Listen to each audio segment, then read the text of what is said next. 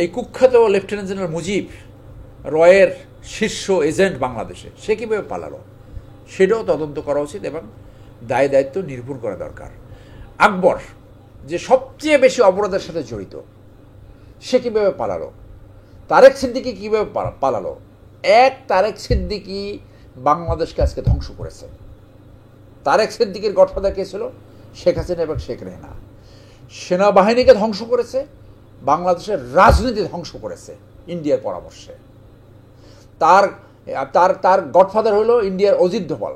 অজিত দোভালের পরামর্শে তথাকথিত security adviser of India বাংলাদেশকে আজকে ধ্বংস করছে। ও যদি আর 5 বছর থাকতো তাহলে বাংলাদেশকে ইন্ডিয়ার হাতে তুলে দিত। সে কিভাবে পালাই গেল? ক্যান্টনমেন্টের ভেতরেই কারা তৈরি করা হয়েছে এই সেনা কর্মকর্তাদের রাখার জন্য। এটাকে আইনের ভাষায় আপনি কিভাবে দেখবেন? রাষ্ট্র কি এটা পারে? অবশ্যই পারে। তার আগে আপনাকে বলি যে আপনার একটা প্রশ্ন ছিল যে আইসিটিতে তাদের বিচারে কোনো বাধা আছে কি না। কোনো বাধা নাই। আন্তর্জাতিক অপরাধ ট্রাইব্যুনালকে বিচার করতে কোনো বাধা নাই। কারণ আমি বলছি যে একই অপরাধ বিভিন্ন ফর্মে বিচার করা যায়, অপরাধের মাত্রা দেখে। যেমন মনে করেন ধর্ষণ এবং নারী নির্যাতন, এটা কিন্তু আপনি পেনাল কোডেও করতে পারেন, আবার স্পেশাল ল নারী ও শিশু নির্যাতন আইনেও করতে পারেন। এরকম আপনার অনেক ধারা যাবে। এই ধর্ষণের মামলা কিন্তু আপনার আন্তর্জাতিক অপরাধ ট্রাইব্যুনালের ইস্যুর ভিতরে আছে, ডেফিনেশনের ভিতরে আছে। সো একাধিক ফোরাম থাকে, কোন ফোরামে বিচার হবে সেটা কিন্তু সরকারই নির্ধারণ করে। এখানে তো সরকার নির্ধারণ করেছে। সেইখানে এই ডিবেটটা আসা উচিত এই কারণে যে জনগণের জানার অধিকার রয়েছে এবং কোনটা ভালো হতো। এখানে যে কোনো ভবনকে কারাগার ঘোষণা করা, এটা একদম পরিপূর্ণ বিধিসম্মত। যেমন আপনার মনে আছে যে বেগম খালেদা জিয়া এবং শেখ হাসিনার জন্য স্পেশাল কারাগার করছিল সংসদের পাশে। আপনার এই অং সান সু কি তো এখনও বন্দী আছে, তাকে কোথায় আটকিয়ে রেখেছে? এই স্পেশাল কারাগার। আপনি যেহেতু 25 জন সেনাবাহিনী অফিসার আবার আসতে পারে, আমি তো মনে করি এইটিই যুক্তিযুক্ত। ইভেন শেখ সাহেবকেও তো এখানে বন্দি করছিল আপনার এই 66-র পরে, ক্যান্টনমেন্টের ভিতরে দিয়ে সাবজেল ঘোষণা করেছিল। সো এটার উদাহরণ অনেক রয়েছে। বরং এইটা অ্যাডমিনিস্ট্রেটিভ আরও সুবিধা হয়। তো ওই যারা বলার চেষ্টা করতেছে বৈষম্য, এইটা ডিসক্রিমিনেশন সবাই এক, এটা গ্রহণযোগ্য না। শোনেন, ইসলাম ধর্ম এবং আইন এটাকে পারমিট করে, মর্যাদা অনুযায়ী তাদেরকে সেই মর্যাদা দিতে হবে। তাহলে কারাগারে ডিভিশন কেন? ডিভিশন কি সবাই আবেদন করতে পারে? তো এটা তো লবল। ডিভিশন কারা পায়? যারা ডিস্টিংগুইশ সিটিজেন, যদি কোনো অন্যায় করে থাকে, যদি জেলে যায়, তাদের সোশ্যাল স্ট্যাটাস অনুযায়ী সে ডিভিশন পেয়ে থাকে।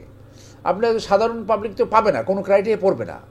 ইসলাম ধর্ম কী করছে, একসময় তো যদি ভালো পরিবার থাকে তাকে তো চাকর অথরাইজ ছিল। সো এটা সমাজ কাঠামো। ন্যায্যতার জায়গাটা হলো আইনের কাছে সবাই সমান, যে একই অপরাধ করলে যাতে একই বিচার হয়, রাষ্ট্রীয় সমস্ত সুযোগ সুবিধা। কিন্তু এই যে সোশ্যাল, আপনার সবাইকে সমান সুযোগ দিলেই যে সবাই একদম সচিব হয়ে যাবে, সবাই একেবারে উচ্চ পদে যাবে, তা তো না। সমাজ চলে এইভাবে। সো এই ধরনের ব্যবস্থা, এটা অ্যাডমিনিস্ট্রেটিভ সুবিধার জন্য এগুলো করা হয় এবং এটা অবশ্যই বৈধ এবং লফুল। জেনারেল কবির কিভাবে পালালেন, এই দায় কে নেবে বা এই দায় কার? এ দায় আপনার নির্ধারণ করতে হবে। সেনাবাহিনীতে যদি কেউ পলাতক হয়, একটা কোড অফ ইনকোয়ারি হয়, সেই কোড অফ ইনকোয়ারিতে এটা নির্ধারিত হবে। এবং যদি কেউ AWOL হয়, এটা আর্মির ভাষায় বলে অ্যাবসেন্ট উইদাউট লিভ, তাহলে 14টা জায়গায় ওয়ারেন্ট অর্ডার যায়। সো সেই ক্যান্টনমেন্ট থেকে কীভাবে পালিয়ে গেল সেইটা নির্ধারণ হবে, লায়াবিলিটি কার্ড। এবং দেশ থেকে যদি পালিয়ে যায় সেটাও নির্ধারণ হবে। শুধু এটা না, এই কুখ্যাত লেফটেন্যান্ট জেনারেল মুজিব রয়ের শীর্ষ এজেন্ট বাংলাদেশে, সে কীভাবে পালালো সেটাও তদন্ত করা উচিত এবং দায় দায়িত্ব নিরূপণ করা দরকার। আকবর যে সবচেয়ে বেশি অপরাধের সাথে জড়িত, সে কীভাবে পালালো? তারেক সিদ্দিকী কীভাবে পালালো? তারেক সিদ্দিকী বাংলাদেশকে আজকে ধ্বংস করেছে। তারেক সিদ্দিকীর গডফাদার কে ছিল? শেখ হাসিনা এবং শেখ রেহানা। সেনাবাহিনীকে ধ্বংস করেছে, বাংলাদেশের রাজনীতি ধ্বংস করেছে ইন্ডিয়ার পরামর্শে। তার তার তার গডফাদার হলো ইন্ডিয়ার অজিত দোভাল। অজিত দোভালের পরামর্শে তথাকথিত সিকিউরিটি অ্যাডভাইজার অফ ইন্ডিয়া বাংলাদেশকে আজকে ধ্বংস করছে। ও যদি আর 5 বছর থাকতো তাহলে বাংলাদেশকে ইন্ডিয়ার হাতে তুলে দিত। সে কিভাবে পালাই গেল? আমরা একাধিকবার বলেছি, এক তারেক সিদ্দিককে বিচার করা হলে এই সেনাবাহিনীতে যারা অপরাধ করছে 80% বিচার এখানে কমপ্লিট হয়ে যেত, যাতে ভবিষ্যতে বাংলাদেশে আর কোনো তারেক সিদ্দিকী সৃষ্টি না হয়, মুজিব সৃষ্টি না হয়, আকবর সৃষ্টি না হয়, এই ধরনের ঘৃণ্য অপরাধী যাতে সৃষ্টি না হয়। এদেরকে সেই জন্য বিচার করতে হবে, যাতে বাংলাদেশে এই কলঙ্কিত অধ্যায় আর কখনো না হয়। দেশীয় কিছু বিপদগামী সদস্য, পুলিশকে আপনি বাদ দেবেন কেন? আপনার যারা সচিব ছিল তারা জুস খায় নাই? যারা একদম পদ নিয়ে বিদেশে, আজকে সবচেয়ে বিদেশে টাকা পাচার করে কারা? আপনি তো আওয়ামী লীগের ওই যে অর্থমন্ত্রী বলে গেছে সবচেয়ে বেশি সচিবরা। তো সেটা দেখতে হবে না? এইটা বিচার করলে সবগুলোতে বিচার করতে হবে। সেই জন্য আমি বলছি যে এই যে পালিয়ে যাওয়ার যে লায়াবিলিটি, এটা অবশ্যই নির্ধারিত হবে আমি মনে করি। সেনাবাহিনী নিজেরা অপরাধী কর্মকর্তাদের আটক করার পর 24 ঘন্টার মধ্যেও কেন আদালতে নেয়নি?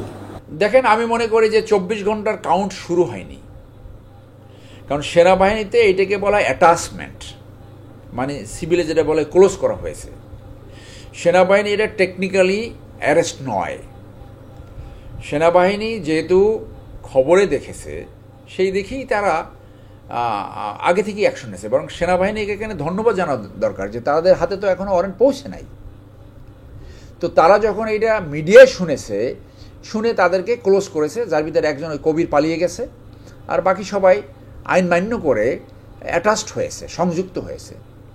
এখন আমি ধারণা করি যেহেতু একটা জেল ঘোষণা করছে, ওয়ারেন্ট অর্ডার যখন আর্মির কাছে আসবে তখন এইটা স্বরাষ্ট্র মন্ত্রণালয়, প্রসিকিউশন তারা নির্ধারণ করবে, তারা এইখান থেকে যাওয়া আসা করবে, এইখান থেকে তারা ট্রায়াল ফেস করবে। সো এই 24 ঘন্টা কাউন্ট শুরু হবে কখন?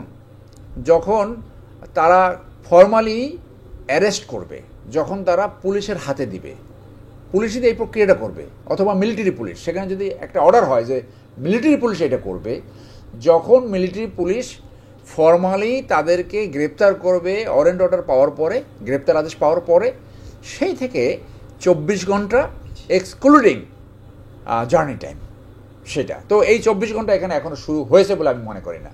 এইভাবে যদি অনেক দিন যায়, 1 মাস বা বেশি সময় যায়, সেটা যেতে পারে। এখন ওয়ারেন্ট অর্ডার কখন আর্মি কর্তৃপক্ষের কাছে আসবে, যারা specially under the army act, তারা তো এখানে অ্যারেস্ট মানে সংযুক্ত অবস্থায় রয়েছে।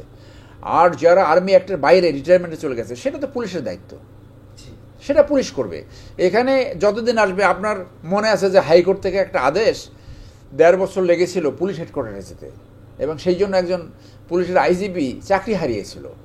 সো বাংলাদেশের ডাক ব্যবস্থা তো আপনারা জানেন।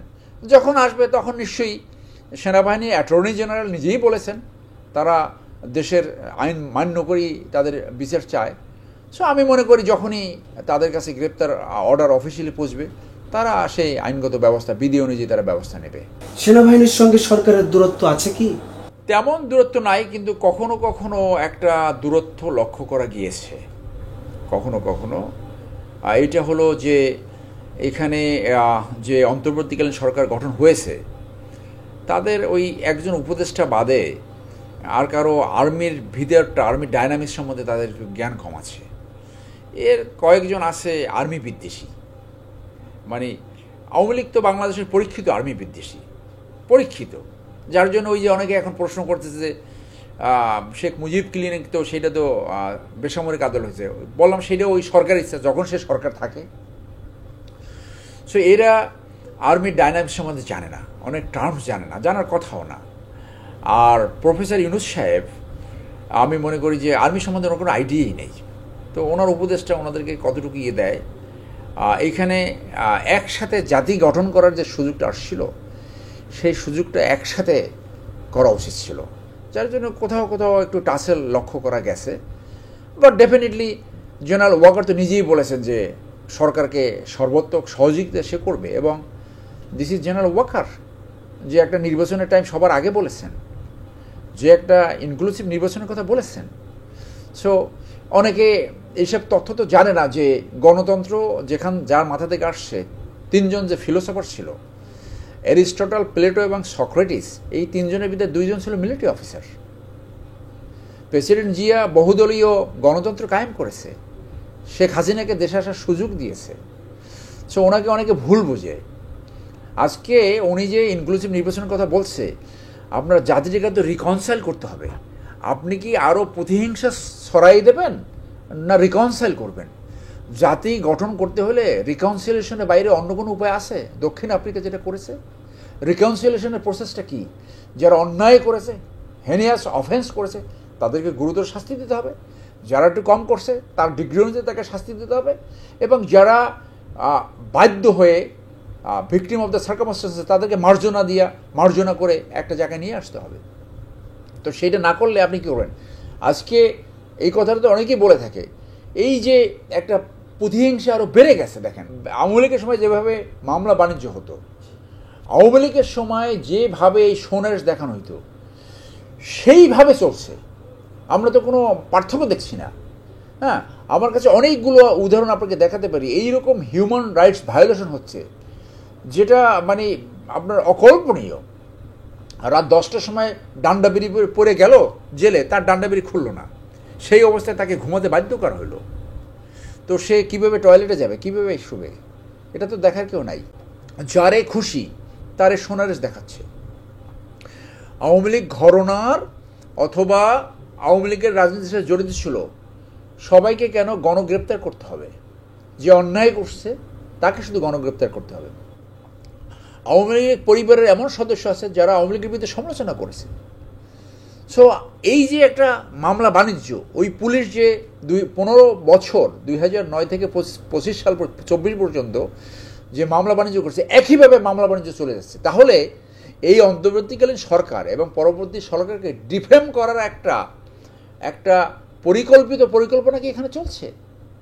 সেইটা আমাদেরকে এইটা তো ধরা উচিত। আমি গতকালকে একটা মামলা সোনা অ্যারেস্ট, এফআইআর নাম নাই, এফআইআর 250-300 নাই, তারপরও তাকে নিয়ে আসছে। তাহলে এখানে ওই ডিসি, ওই জোনের ডিসি তাকে পারমিশন দিয়েছে, ওসি এটা করেছে, কয় টাকা তারা নিয়েছে? এইগুলো তো ইমিডিয়েটলি তদন্ত করা উচিত, থামাতে তো পারছে না। তাহলে ওই 15 বছরে যে নিয়োগ হয়েছে আওয়ামী লীগের ক্যাডার, আওয়ামী লীগের খুঁজে খুঁজে বের করে, তারা এখন এইগুলো করছে। এইটা আমাদের জনসাধারণ, সচেতন রাজনীতিবিদ, পুলিশ সদস্য সবাই খুব ঘনিষ্ঠভাবে দেখা উচিত যে এই মামলা বাণিজ্য আপনি বন্ধ করতে পারেন নাই, কিভাবে বন্ধ করা যায় সেইটা দরকার বোধ স্পেশাল সুপারভাইজিং কমিটি করেন যে এই মামলা বাণিজ্যগুলো কীভাবে হচ্ছে। এইটা তো মানসিকতা এই ধারণা যাচ্ছে যে আগে ভালো ছিল, এই ধারণা তো পরিকল্পিতভাবে রয়ের বুদ্ধিতে যে আওয়ামী লীগের দোষরা যারা বিভিন্ন জায়গা রয়েছে তারা এই কাজ করে যাচ্ছে। এটা ইমিডিয়েটলি চেক না করলে আমাদের জন্য আসলে একটা দুঃসংবাদ বয়ে আনতে পারে।